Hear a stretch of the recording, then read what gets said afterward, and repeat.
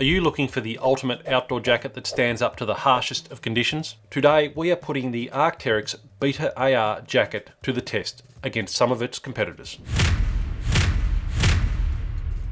This thing. Is it worth the price? What are the alternatives? Let's get straight into it. Let's check out the Beta AR.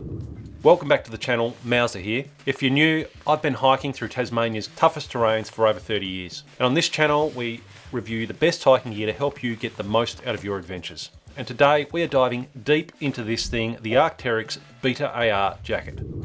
So we're going to run through a few different facets today of the Beta AR jacket. But we're also going to compare it to some other jackets which I think are comparable and which I am thinking about testing out myself. We'll also look at the materials, the durability, and we're also going to go through some viewer questions from a previous video I've done about the Beta AR before. First up, durability and performance. Now, like I've said before in past videos, Tasmania's weather is no joke. We lie here right in the middle of what is known as the roaring 40s. The wind, the weather swirls around at the bottom of the planet and it hits Tasmania full on. Hits the west coast and Tasmania's major peaks where we find ourselves hiking a lot of the time. So the weather rolls in and it hits us hard when we're out on hikes. Quite often we find ourselves in gale force conditions, strong rains, strong winds, and cold winds. And through all this, the Beta AR has been my go-to jacket for the last 6 years. This version I have, made in 2018,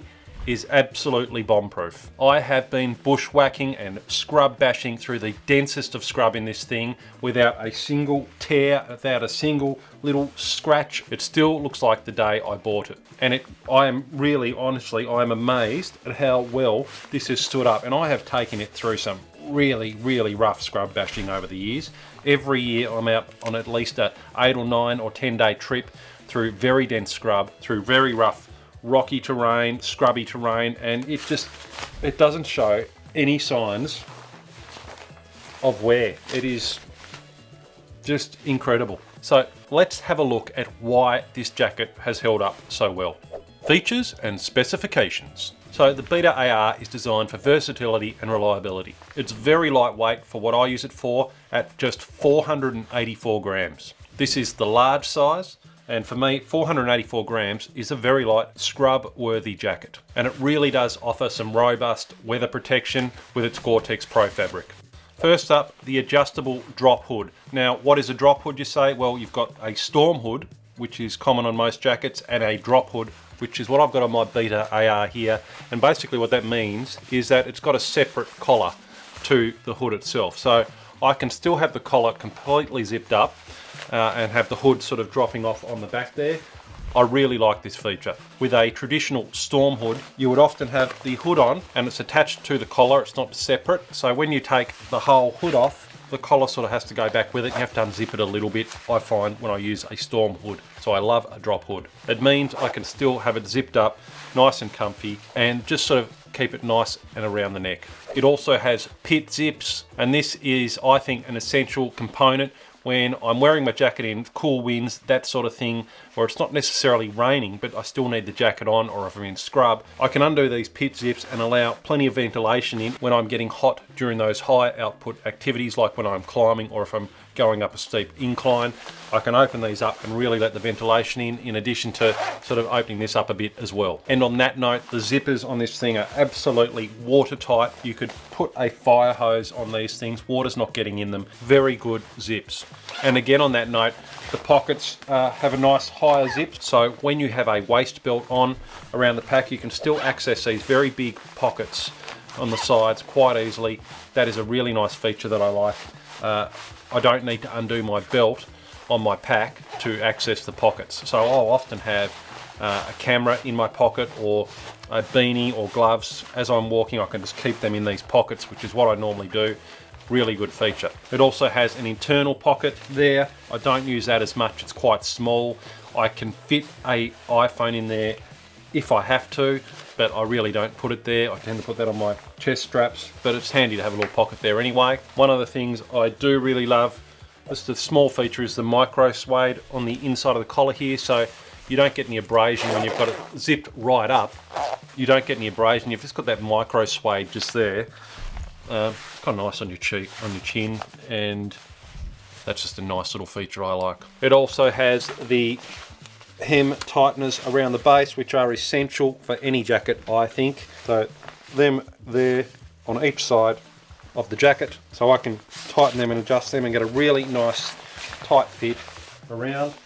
It also has the drop hem, which is just a little bit, drops a little bit down on the back side behind the jacket, so it doesn't ride up and get too short, so there's no water or anything getting into your pants. And this is what makes the Beta AR such a versatile choice. You can use it for sort of fairly aerobic activities when you're moving fast.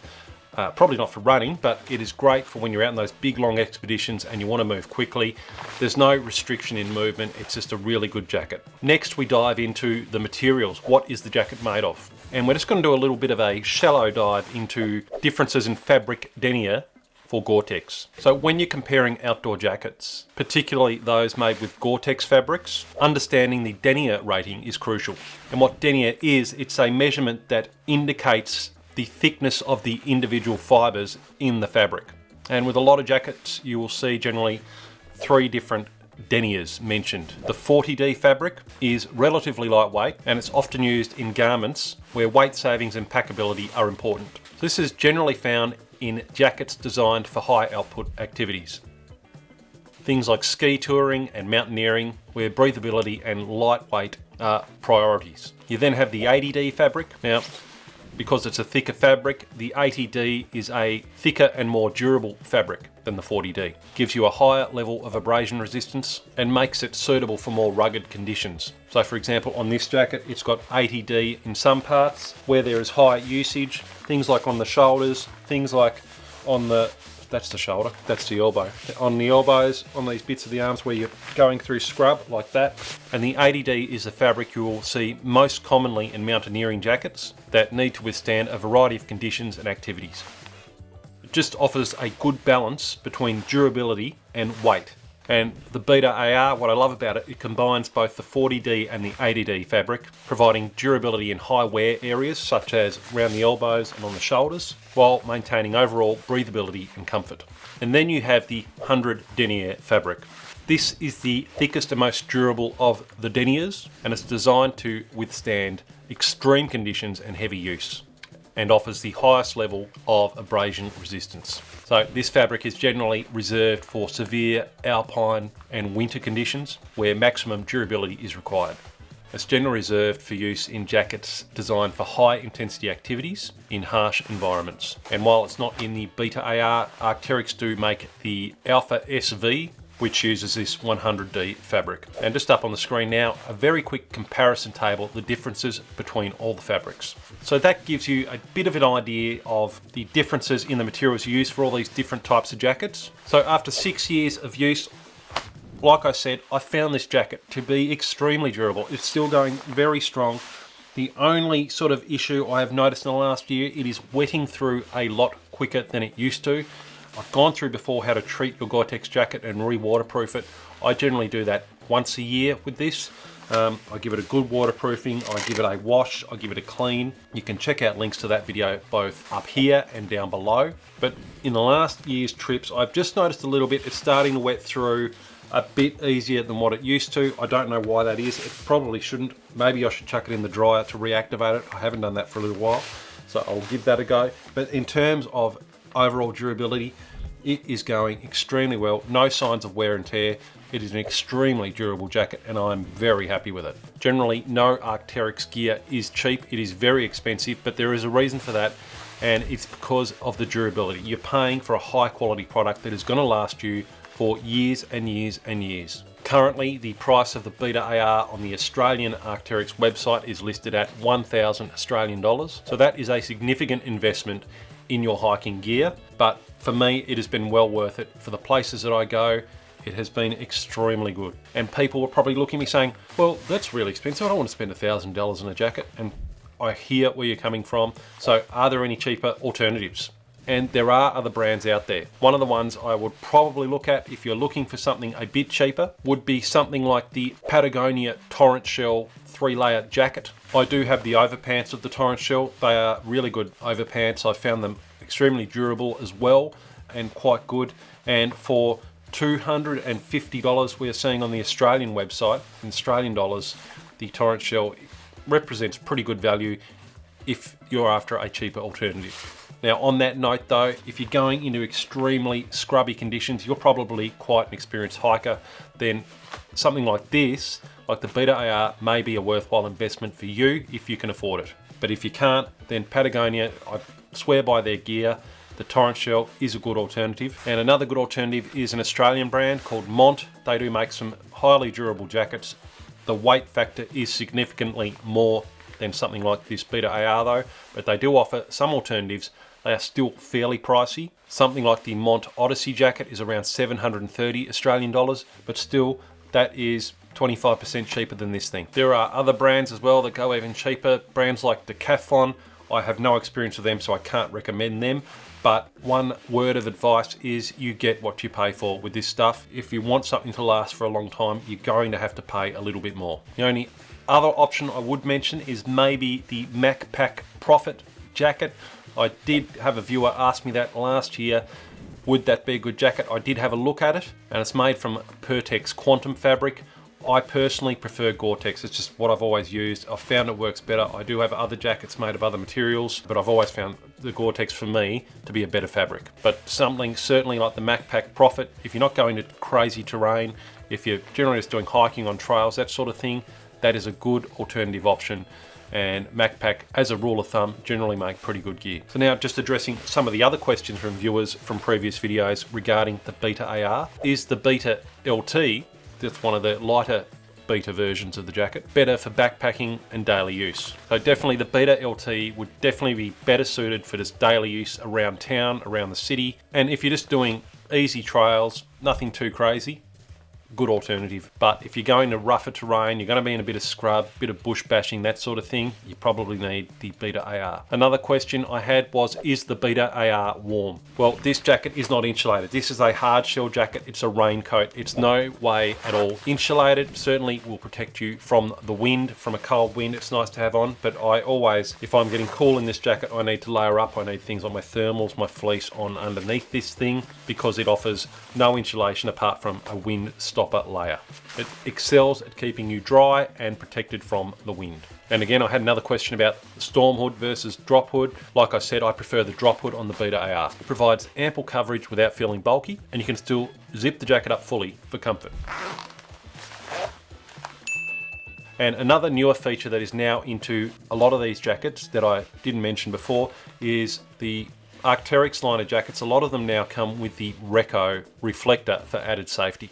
And what this is, it's actually pretty cool, little bit of tech. It's a little reflector integrated into the jacket, and rescue services can use a special detector which uses radar, and it reflects back off the reflector on the jacket to emergency services, and they can more easily locate you if you are lost or if you're in trouble.